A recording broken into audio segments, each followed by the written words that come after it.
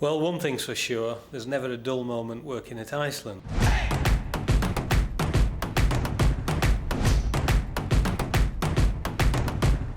My name's Malcolm Walker. I founded Iceland, so I know a thing or two about frozen food.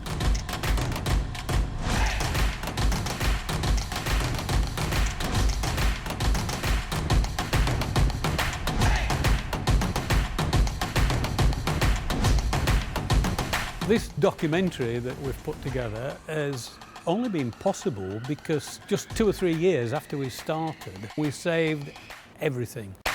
Now able to dip into that archive and piece together the history of Iceland.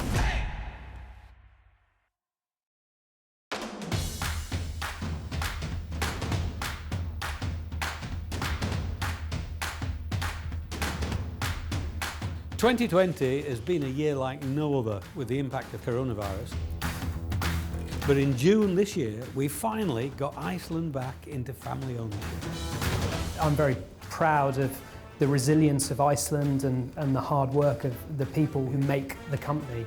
COVID hit us, so sales went off the clock, and then I'd eat out to help out or whatever it's called. Sales dropped down again, and then we've had another lockdown, but we've continued to work through that. And I believe that the shape we're in now, once we come out in spring, I think we're in for a good time. Tarzan and myself bought the company.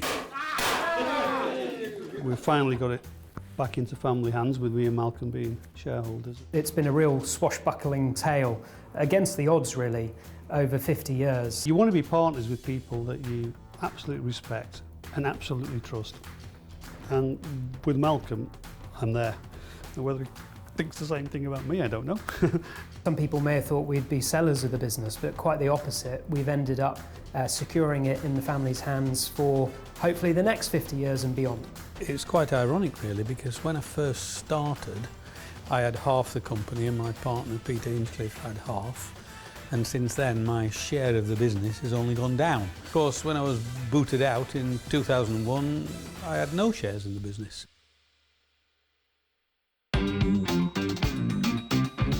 The careers teacher suggested I go into retail, so I applied to all the retailers, Marks and Spencer's, Littlewoods, and I got rejected by all of them. So I went to Woolies, because Woolies would take anybody.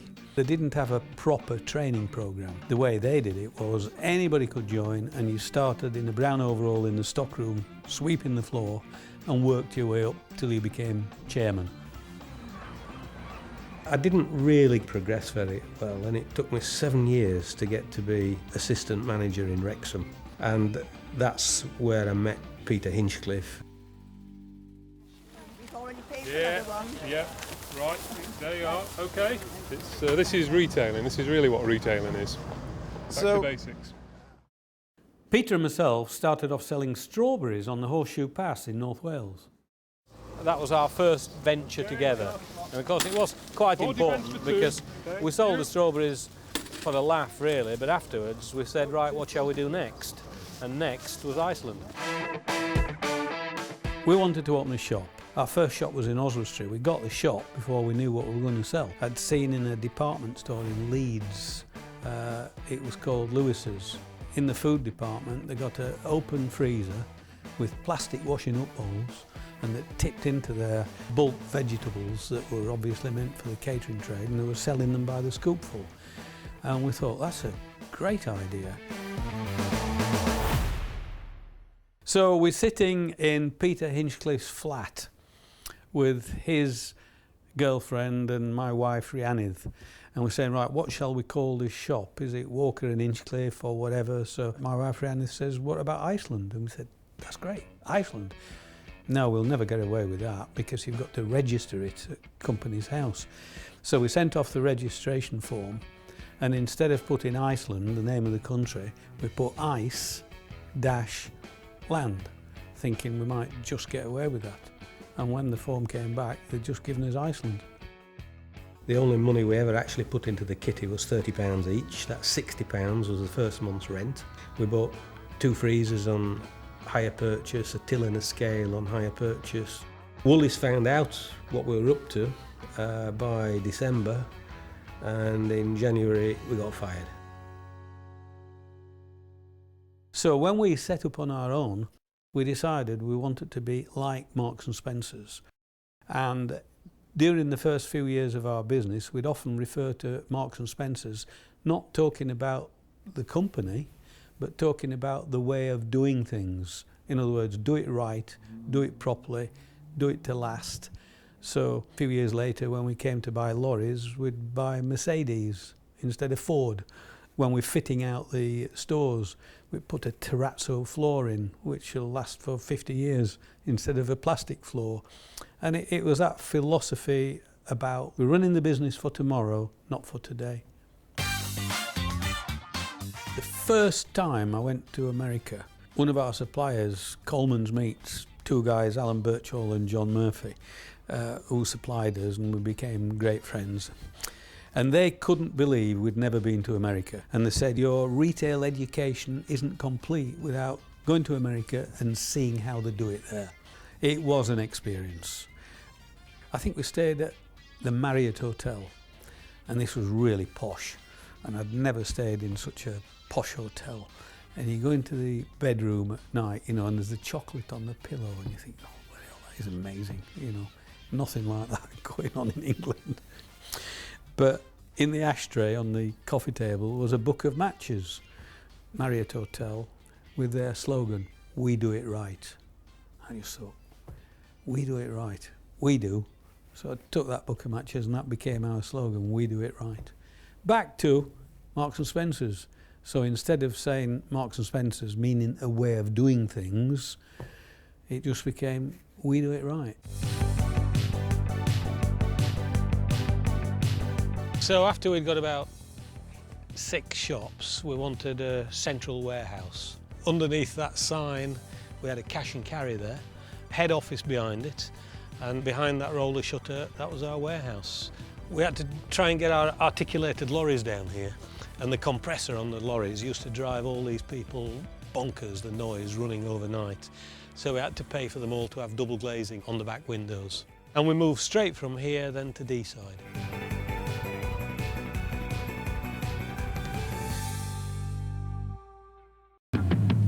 You're spoiled for choice at Iceland. Welcome to Iceland, where the craft burger and sausage roll bonanza is in full swing. 20 sausage rolls, only £1.21. 20 craft hamburgers, only £1.84. You really are spoiled for choice at Iceland. Iceland. It's constant evolution. So we built up a chain of about 20-odd loose frozen food shops. And they were profitable and they did very well.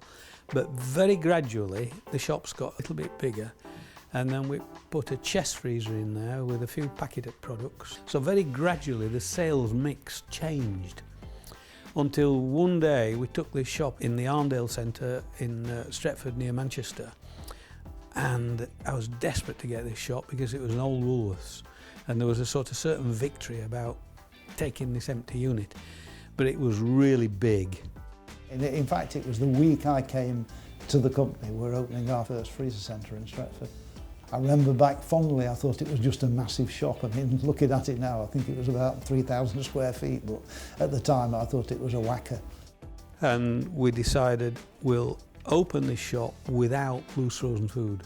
And we just thought if the model can change a bit and we can open the shop without loose frozen food, it'd be cheaper to run, more self-service.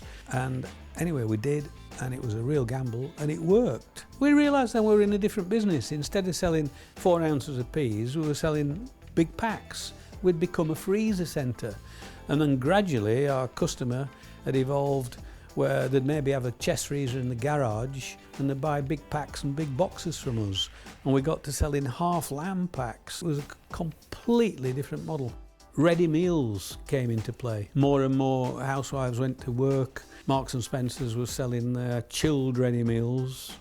We were selling frozen ready meals at half the price. And gradually the half lamb packs and the giant boxes disappeared. People didn't have the chest freezer in the garage, they had a fridge freezer in the kitchen.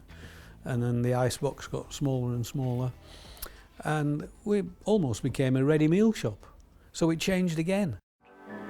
For frozen food, choice and value, discover the difference at Iceland.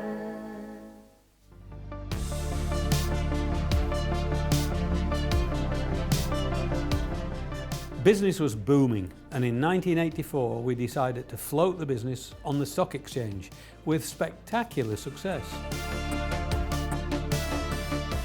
We were oversubscribed 113 times. I mean, and it was massive. In those days, all the subscription for shares used to come in on a piece of paper. And I remember going to a stockbroker's office, and there was piles and piles and piles of these all over the floor. I mean, literally thousands of applications. And I remember the day that the flotation came about, on the first day we were listed, the share price just rocketed. I mean, I can't remember, but I think it doubled, and everybody was like blown away. And of course, the company lived up to it.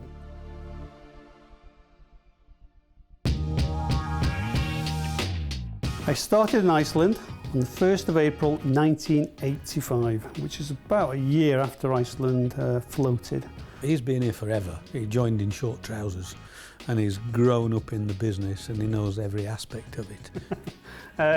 I started as a trainee accountant, and the plan was to qualify as an accountant and then bugger off. Because who wants to work for a frozen food retailer? It's not particularly exciting, but something just got in my blood. I just loved the business, the way it operated, the way it was. It had its own personality, which was hard to describe. Discover all the nice things about Iceland. Discover all the choice throughout the store. Discover the difference in choice and value at Iceland. Just look at these examples for real value for money. New Zealand lamb chops only 99 pence a pound. 20 Bird's Eye original beef burgers 2.79. Iceland corn on the cob 4 pieces 99 pence. Discover what's so nice. Discover what's so... Throughout the 80s we went from strength to strength. We refreshed our look with a new Terence Conran designed logo.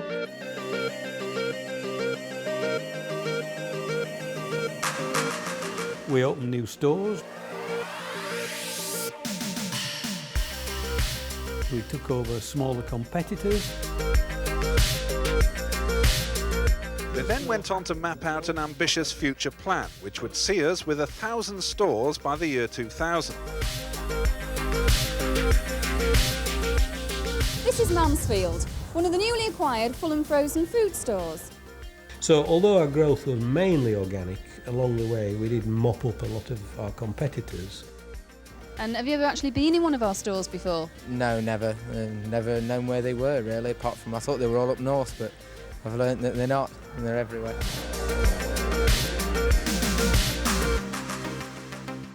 And expanded our distribution and built a market-leading cold store. What we've introduced into Iceland is one of the most advanced cold stores in the world, in actual fact. Opened in 1987 by the Prince of Wales.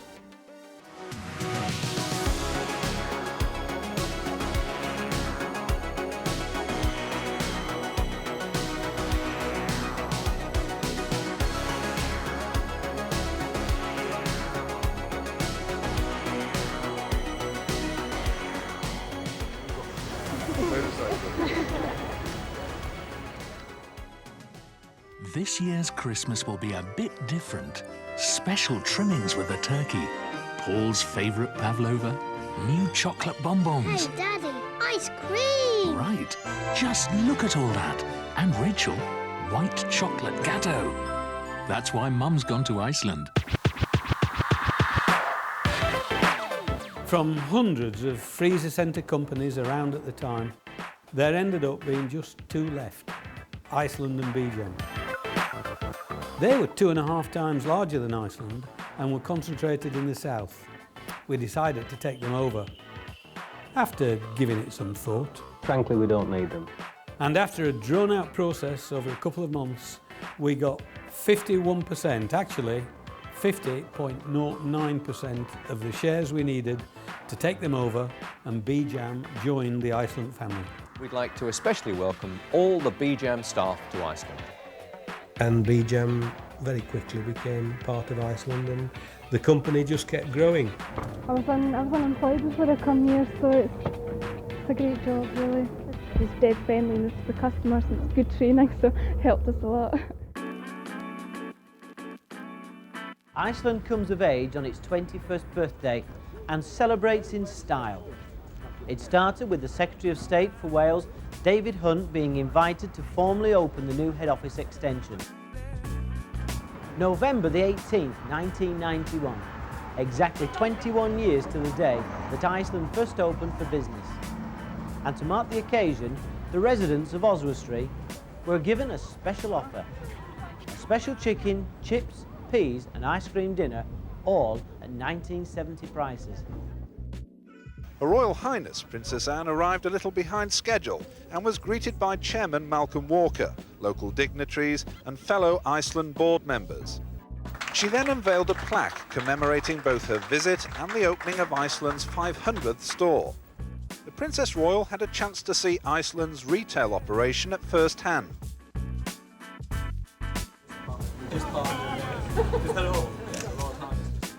We've opened over 100 new stores this year, over 60 standalone Iceland stores. At one point we were opening Littlewoods food halls at the rate of 2 a week. Darzim's our new finance director. Yes. Been with the company 12 years, recently promoted, and all accountants are pessimistic people. We are, that's our job. We're paid to be pessimistic, I'm afraid. I'd rather be in the position that we're in now with fantastic sales, even if profits are a bit of a struggle. But we do keep getting into trouble though. Back in 1996 we had a big dip in our profits, and as a PLC it was very visible. Iceland was running out of steam. And as a result of our first profit downgrade ever, our share price just fell through the floor. And Malcolm will say we all got too fat, too lazy, too focused on ourselves as opposed to the business. And we went back to basics again, as we always do. It's always a circle of life, isn't it? What could we do to sort of encourage the customers to come in? Because in '96 it was all about customer service. Even Asda were offering dog walkers while you did your shopping and weddings in the shop, and it was getting crazy. And I was thinking, what can we do? Let's do what's right for us. And we then got back into focusing on the business. I'm driving home for Christmas. Oh, I can't wait to see those faces. And it's been so long, but I will be there. I sing this song. So I thought, we'll experiment in Chester with a backpacker. And to make him look different, we had a red jacket and a red baseball cap on. And within a few days, it was like not just packing your bags, but carrying them to your car in the car park. And then thought, do you know what? We should be really stupid. In Chester, it's a trial store. If it loses money, it doesn't matter. We should try new things. So we decided that we'd go even better than that. We'll drive it home for you. We needed a frozen food van. Well, there wasn't such a thing. There's big lorries, but no vans. So we bought a small van, I can't remember what make. We insulated it, put a fridge unit on the front. And we were doing this in the depot at D-side, and I remember a few people were laughing, saying, you know, what are you doing? This is crazy. Well, let's be stupid. We'll say a 10-mile radius, which is impossible. How much are we going to charge? It's free. What's the minimum spend? Oh, really low, 25 quid. Now that is a recipe for bankruptcy. But we launched it anyway to see what would happen. And immediately, the sales in Chester went up 13.5%. Brilliant.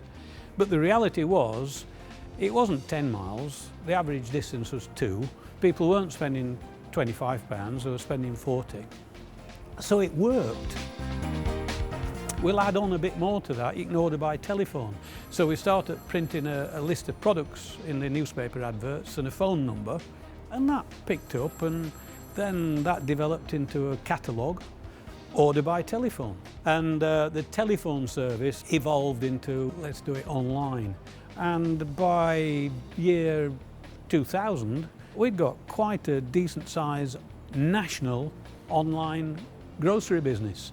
So we were the first in the world to offer a fully national online grocery service. See you next week. Thanks very much. It sounds really simple, but it is just making sure that you don't lose sight of what you are, who you are, and just make what you do better. Don't change it. Iceland makes it easy for Mum.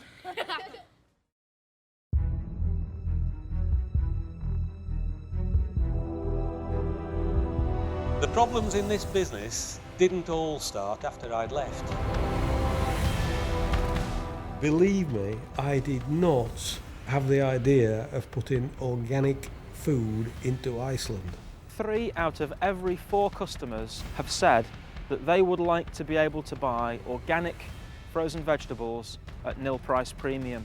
Can you imagine any other supermarket actually going out and delivering nil price premium organic? I'd run the business for 30 years. I was sick of frozen foods. I was sick of Iceland.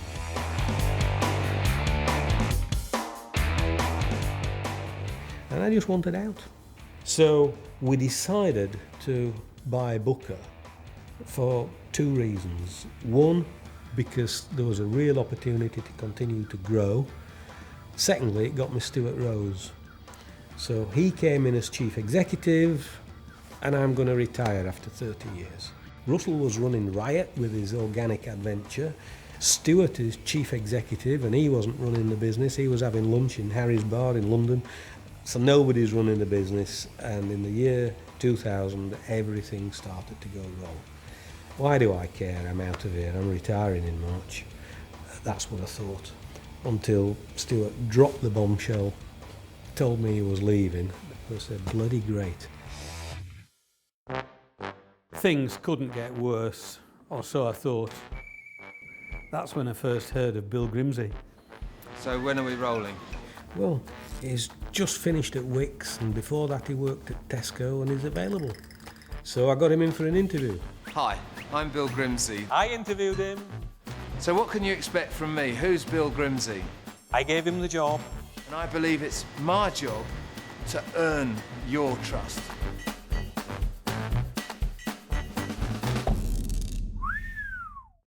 I thought he was the right man for the job. Do you think we can become the biggest, the most profitable food group in the UK? He ruined it. It is so difficult to do. Because even though he might be a whiz at juggling the numbers, he couldn't actually run the bloody company. Today to sing. What's the problem? So I hope that this little bit has cleared up the issue. Does that do it? The company issued a profits warning in 2001.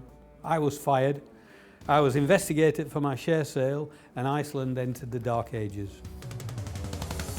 It was a really traumatic time, you know, not least for Dad, of course. It felt like he'd lost this baby that he created and, you know, been working so hard on Iceland over so many decades. And I remember being at home and seeing him arrive home followed by a van full of all of his office files. You know, it was quite an emotional time. So it was difficult, but I think it's testament to the man in that instead of just sitting down and giving up, he then went on to start a rival frozen food retailer, and he came out fighting. The 4 years that I'd been away, yeah, the business had just descended into chaos.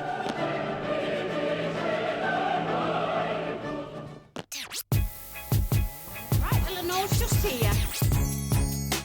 Thankfully, he was useless, and as a result of that, that gave us the ability to come back and grow the business. I never even went inside in Iceland, but reading the newspapers and following what was going on, it was obvious that the company was going down, down, down and getting into serious trouble. And then I started having people contact me to say, have you thought about going back? And venture capital firms saying, if we buy the business, will you come and run it? And I just did not want to. Gradually, as the share price got down and down and down, and I think when we left, it was trading at £1.80, and when I came back, it was 25 pence. So when it got down to that sort of level, I thought, well, maybe I should go back. I wanted to get my hands on the books to find out what that Bill Grimsey had been up to. And I thought maybe there was just a chance that we could turn the company round, because it would be a shame if it went bust, and that's the way it was heading. And when you went into the stores, half the light tubes were dead. There's chewing gum on the doormat. Put the prices of products and then the sales go down. So the business was wrecked. And Malcolm will tell you himself, he was a bit concerned about what we'd find when we came back into this business. Would we come in and could we fix it? Would we just look like, you know, idiots? My view was really simple. I said, Malcolm, here's a business that does nearly £2 billion worth of sales. Its gross profit is X%. If we can't make any money out of that, there's a serious problem. So when we came back, we were no longer a PLC, we were a private business. Yes, we had shareholders to manage, but the mindset was different. It was about how do we grow this business over a period of time. But we knew we had to reduce the bureaucracy and the cost of running the head office. Secondly, we knew that the marketing that Iceland were pushing through wasn't working. Thank you very much. Now, extras. I'm going to give you 2 years warranty, a year's insurance, a CD player, a baby seat and this sporty number. All free. This doesn't happen in real life. At Iceland it does! Buy this large bruschetta pizza for $3.99 and get these potato wedges, these garlic baguettes, and this Mars ice cream tub absolutely free! Are we doing a deal or are we doing a deal? We went back on February the 18th, 2005.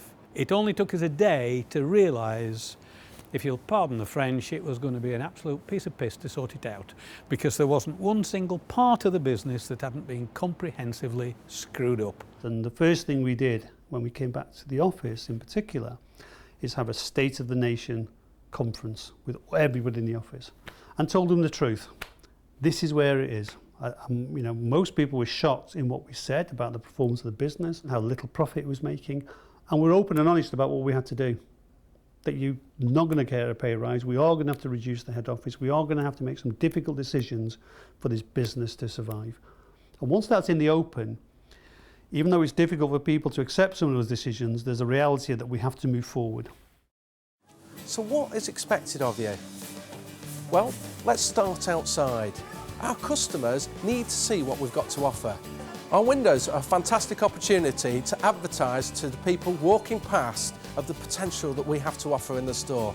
We need a window poster in each of the windows. Clear-cut prices are here to stay. So that's why mums go to Iceland. But since 2005 and the couple of years thereafter, we did much, much better than any one of us expected, to be frank. Look at all this! Oh, makes a change from stick insects. And kangaroos. Iceland sponsors I'm a Celebrity. Kangaroos. Well, something big is happening. There's something new, and it's starting to make a huge difference already. The Iceland bonus card has started to appear. Customers love it, store teams love it, and it's on its way to you.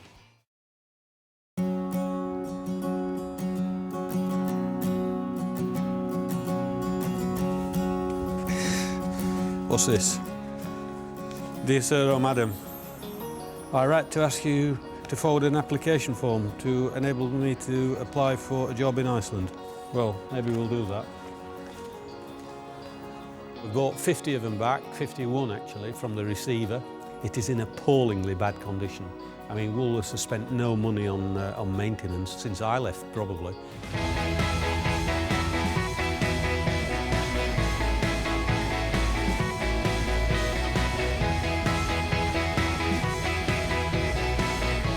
People came in at 9 o'clock. They rushed through the gates. It was great.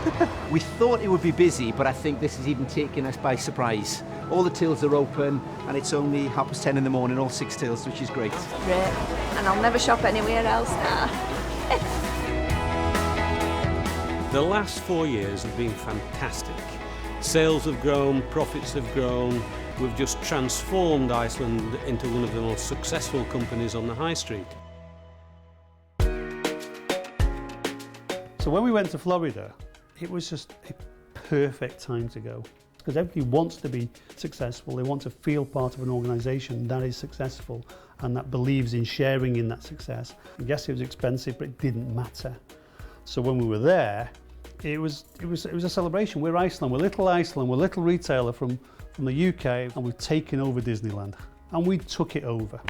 And I can remember one evening about 1,000 guys dressed in white shirts, walked from one venue to another venue. And Malcolm led it, I was near the front, and I can remember looking back and the hairs on the back of my neck just stood up. I was almost in tears thinking, this is us.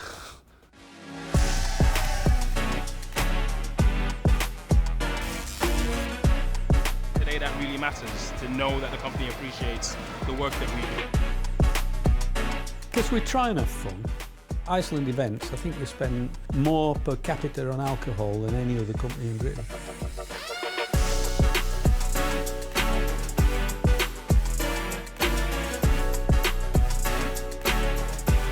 Not a lot of other businesses do it the way we do it.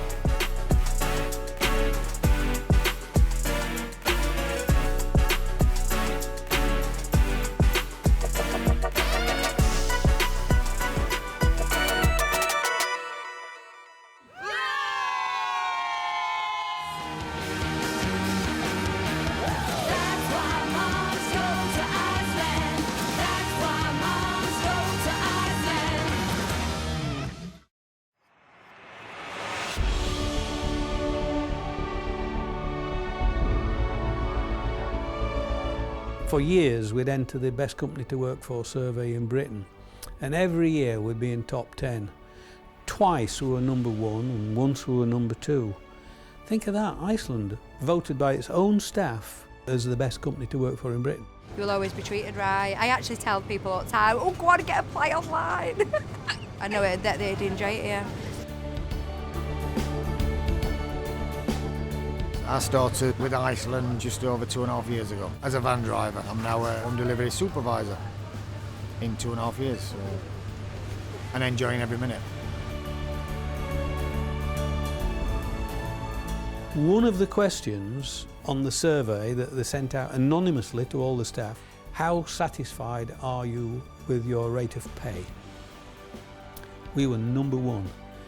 So our staff on the checkouts at that time earning £7-8 an hour or whatever it was at the time were more happy with their rate of pay than any other company in the survey. Number 2 was Goldman Sachs. So Goldman Sachs, the multimillionaire banking organisation, the guys in there would earn $500,000, maybe $1 million a year in bonuses. They were less happy with their rate of pay than our staff on the frontline checkout. It's that sense of community, because I live in Brixton and I work in Brixton, so familiar faces come in every day. It's been times I've been on the bus, it's just like, oh, that's that girl from Iceland. It's like that sense of belonging. Makes you feel proud to work somewhere where everybody thinks it's the best place to be, and it is. At Iceland, we're proud of what we do best. The best roasts that cook straight from frozen. The best of Greg's bakery favourites, exclusive to Iceland. Generous family meals, such great value. The best desserts, ready in 15 minutes. You ain't seen nothing yet. Our famous free home delivery. The best is yet to come. And the happiest staff around. That's why we've been named the best company to work for. And we just keep getting better. That's why mums go to Iceland.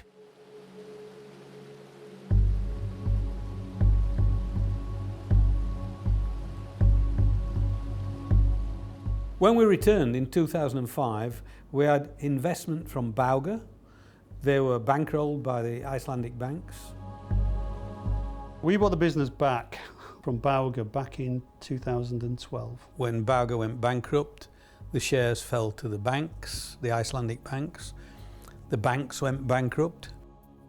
The shares fell into the hands of the Icelandic government. In essence, Iceland, the country, owned Iceland, the company, from a majority shareholder point of view, but we were still running the business. The Icelandic government decided they wanted to sell their assets, and part of their assets was Iceland, and we were a very profitable asset because we were still flying. The sales were just going through the roof and profits were going through the roof, so they got the timing just right. And this is where Brait, Landmark and Lord Kirkham came in to take a stake. My stake was, again, I've forgotten, 15%, I think, something like that. And then eventually Brait bought out the other 2, so Brait became the majority shareholder with 60-odd%. We had the option as shareholders to take the money and go, because there was plenty of interest from venture capitalists to come in, take the business from us and then do what they wanted to do with it. So we could have walked, but it was our business, it's our house, we built this.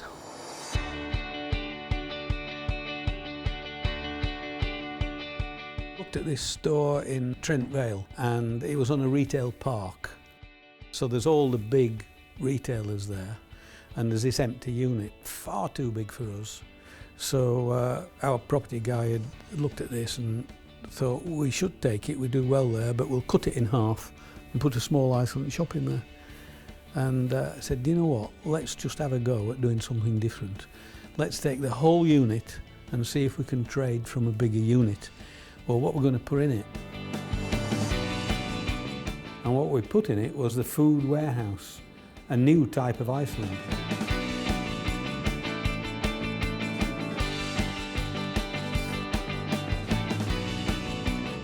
So we're selling some things that are a lot different you won't normally find in Iceland, like kangaroo meatballs and crocodile burgers, ostrich fillet steak. Everything's in shelf-ready packaging, so there's no unpacking. I've just got this feeling already that people like it, where they are going out with big baskets, they're picking up expensive products, it seems to be working.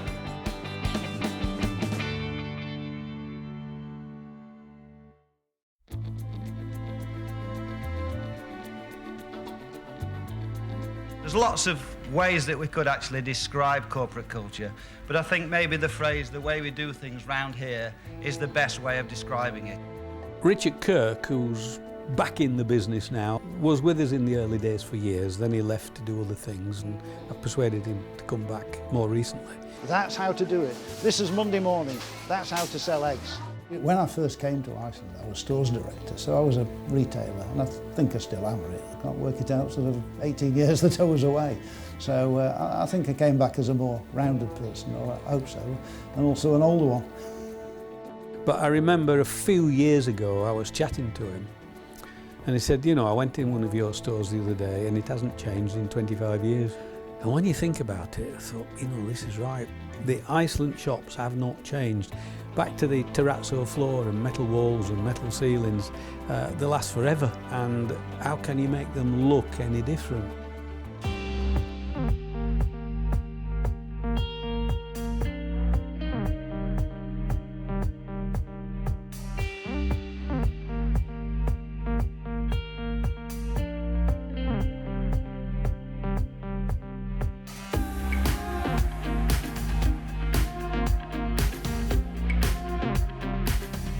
The new look that we trialled in Clapham was a huge success, and we've continued to roll that out across the country.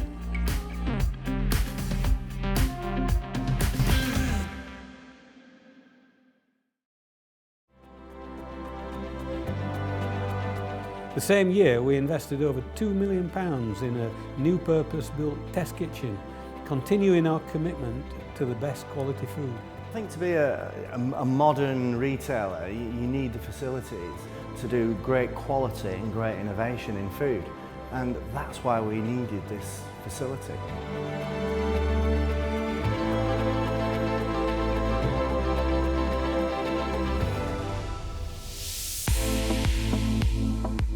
We've continued to do the right thing with our food and packaging production over many years, usually leading the way in the industry.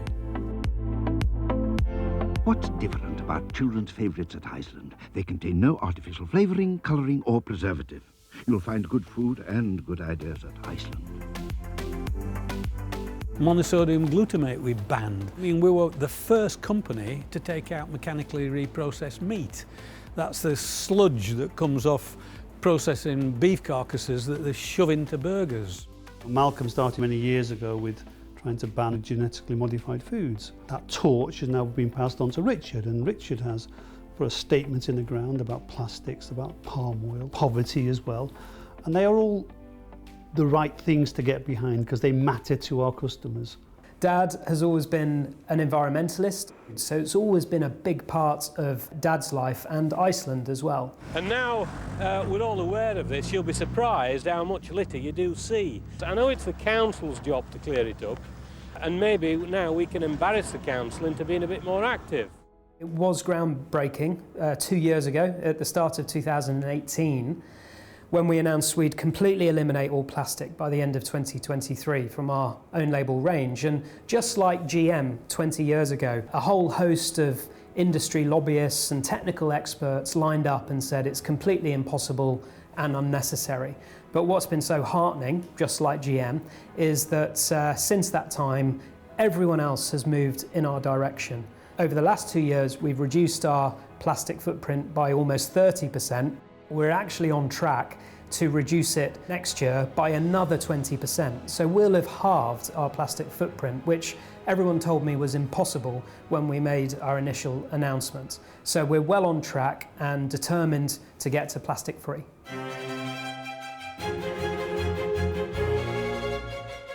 And I'm very proud of what Iceland's been able to achieve over the last couple of years.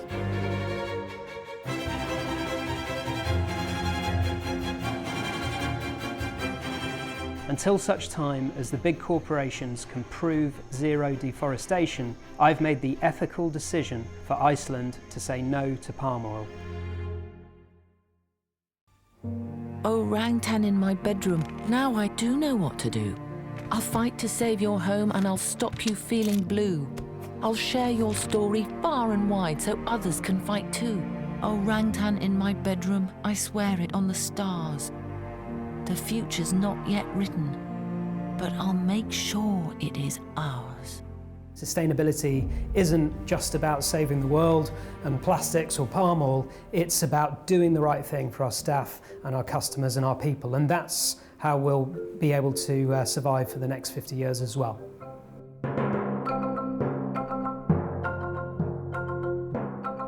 At home, you cook a chicken casserole, split it in half. You put half in the fridge, half in the freezer. In 10 days' time, which do you want to eat? Well, obviously the one out the freezer, because the one in the fridge has gone off. So why would you go to Waitrose, Sainsbury's or Tesco and buy a chicken casserole out of their chilli cabinet, which might have a 10-day shelf life on it? 'Cause it's full of preservatives. Frozen food isn't. The freshest food is frozen. If you buy fish, you should only buy it from the dockside, from the boat, or from the freezer, because it starts to rot immediately. Same with vegetables. Our frozen vegetables will contain more of those health-giving properties, all the vitamins and minerals, than fresh, because fresh is deteriorating. Because it's frozen, you can start the day with freshly baked patisserie, like these pain au chocolat. Because it's frozen, for lunch you can enjoy 6-hour slow-cooked bœuf bourguignon in no time at all. And end the day with a rich and creamy crème brûlée. Because it's frozen, we can bring classic continental cuisine to the kitchens of Grande-Bretagne. Iceland, le power de frozen.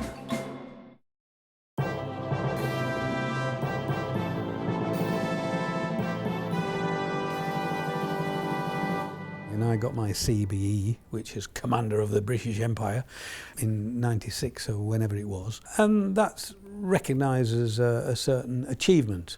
And you always wonder in years to come if ever I would get knighted for what I do in business. And then Grimsby came along and there was all that hoo-ha about goings on at Iceland. I got fired, I was investigated. And you think, well, there's a knighthood out the window because, you know, they're very, very, very selective. And as you might know, now you read in the paper, anybody who 10 years ago dodged a bit of income tax, they're crossed off the list. So you think that's gone. It was amazing to see Prince William sort of cross both shoulders with a sword. We had a lovely day and a very boozy dinner afterwards at the Savoy. We were all very proud. It was a really special moment. Somehow I managed to rebuild my reputation, and you know, the business has continued to grow and improve, and no doubt one of the things is what we do for charity. Iceland has always been generous in its support of charities, but there are so many deserving causes. The difficulty has always been deciding how best to give away this money. The first time we got behind an issue, it was the Peto Institute, who'd found some treatment for children with cerebral palsy. As a result of that, I was invited a year or two later to an event with Princess Diana because she was a patron of the Peto Institute. We've picked small charities where we can make a difference. We supported, I think, 2 or 3 years running Alderhay Children's Hospital, who treat children with cancer. We got involved in Help for Heroes. This was after the Afghan war. We have our charity week in stores. And by and large, the staff love it because they get dressed up in fancy dress, or they'll be cleaning cars or hiking up Snowdon, they're doing crazy things, and it's good bonding, good fun, good experience. And as a byproduct of that, you raise a bit of money and that goes to charities. Charity Week is my favourite part of the year. We all get behind it. There's been sponsored runs like the memory run and things like that. One of the senior supervisors actually had his chest waxed, which raised a lot of money. Everyone came to work in their pyjamas one day. It's just a fun week and all the customers see that, and that's why they want to get involved and donate.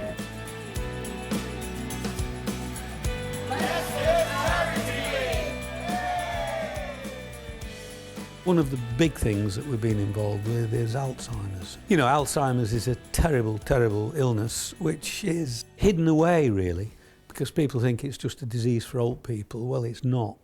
You know, younger people can get it, and what you maybe don't know is 1 in 3 people in Britain will die of it. Nobody knows what causes it. There's no cure.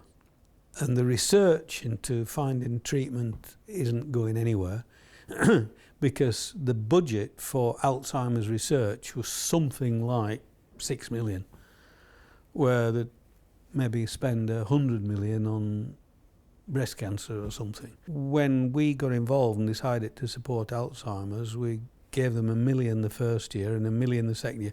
Now their budget now of 6 has gone up massively. Part of that's due to us and the awareness that we've created. But one of the things we did when this carrier bag charge came in, we were raising 2 or 3 million a year, which was fantastic, and it all had to go to charity. Well, all other retailers split it up and gave a bit here, a bit there, a bit there, and I'd say didn't do any good at all. Where we decided we'd give the whole lot to Alzheimer's to try and make a difference.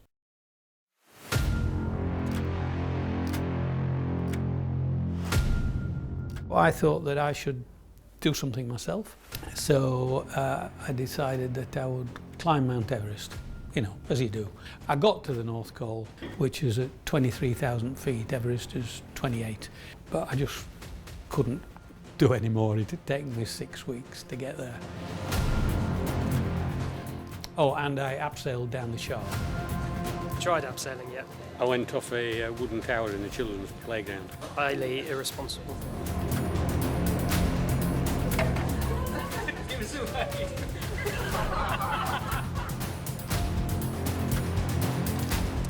And then stupidly I volunteered to ski to the South Pole, and that nearly killed me.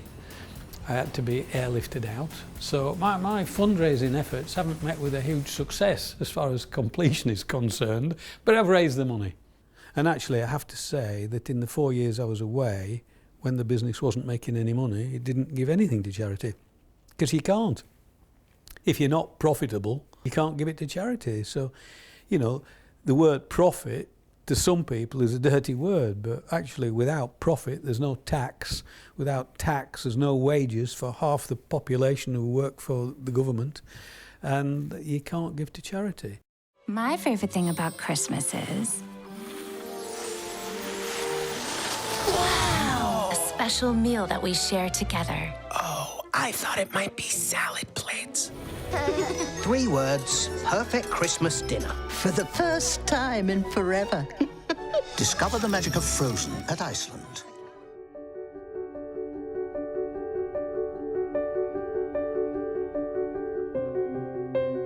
We're able to cement the future of this business as a family business.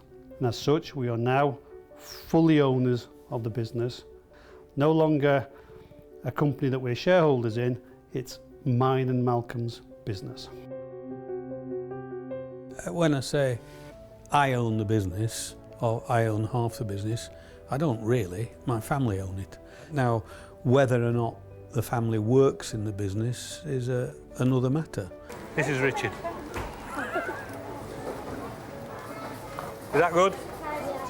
When Dad and the team bought Iceland back in 2012, I'd gotten into my 30s by that point, and I qualified as a chartered surveyor in London and then set up property companies in Poland. Felt it was about time to have a go at selling frozen peas for a living. And I said to him, I want to join Iceland. And he said, don't bother. Collect rents, it's easier. And I don't know if that was reverse psychology, but anyway, I persisted and we agreed I would give it a go. We also agreed that the first year I'd work in stores. So I started as a frontline colleague. And I'm delighted that Richard is in the business and enjoying it. It's such a legacy, it's such an important business set up by my mum and dad, and so I was very keen to get involved and learn about the business from the bottom up for myself.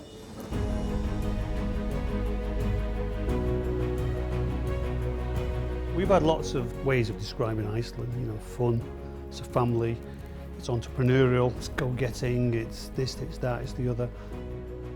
And sometimes we probably get a bit carried away with ourselves trying to come up with a cliche or a statement that says, this is us. You know it's us by simply being in our shops, by being in the office. It feels like more of a family business, and it feels friendlier, particularly when you're out in stores, I think it does. Thousands of employees who just love working for us because the parents did and they're doing, and I don't like to say it now, but in some cases the grandparents did. It's very family orientated, not just for families, but when you're coming in and actually working, you're all a part of a team. To have good food, good customers and a great workforce, I think you're winning. Well, I met my wife at Iceland's. We've been married for 26 years and we've had 2 sons and they both work for Iceland's. In 1992, Iceland went on a venture within Littlewood stores, set up the store, and they offered me a position within Iceland. It's now about 26 stores in stores teams that I've led, which has got me to where I am now. Is there a place for Iceland down the road? Yes, I've just bought the bloody business. You know, if I didn't think there was, if there wasn't, I wouldn't have bloody bought it. Of course there is. And you know what gives me confidence to say there is?